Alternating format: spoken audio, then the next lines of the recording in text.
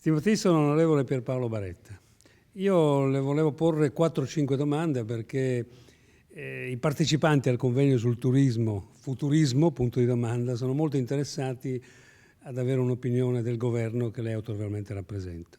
La prima è questa: la legge di stabilità è appena approdata al Senato, è in discussione. Dentro ci sono dei provvedimenti per il turismo. Uno ci interessa particolarmente, soprattutto per sapere che fine farà l'elevamento della soglia dei contanti, perché finalmente ci allineiamo con altri paesi europei che o non hanno addirittura il tetto o ce l'hanno più alto di noi. E poi quali altri elementi ci sono che possono interessare un settore che è la locomotiva dell'economia del Veneto e del Paese?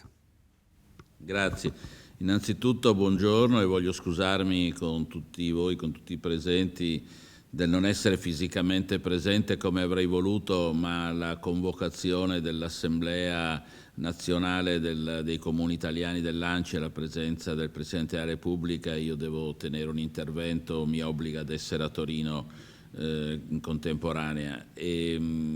Ma la legge di stabilità ha delle interessanti novità.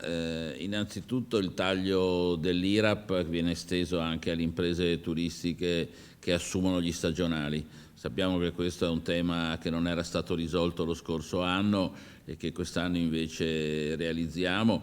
Sono circa 300.000 gli stagionali del settore e quindi è una risposta importante che il settore chiedeva ed era giusto dare. In secondo luogo, l'opinione del governo è stata espressa chiaramente, quella di elevare a 3.000 euro la soglia del contante, tema controverso, lo sappiamo. Infatti è molto serio pensare di affiancare a questa iniziativa una diffusione molto più ampia dei POS e della possibilità di utilizzare anche la moneta elettronica. Ovviamente non devono essere messi in alternativa le due cose. Personalmente penso anche che ci vorrebbe una legislazione europea più omogenea, perché la ragione per la quale noi facciamo questa scelta è legata più ai problemi di collegamento con gli altri paesi, come lei diceva, che non in sé. In sé sarebbe meglio ridurla la soglia dell'utilizzo del contante, ma certo la disparità con gli altri paesi presenta questi problemi.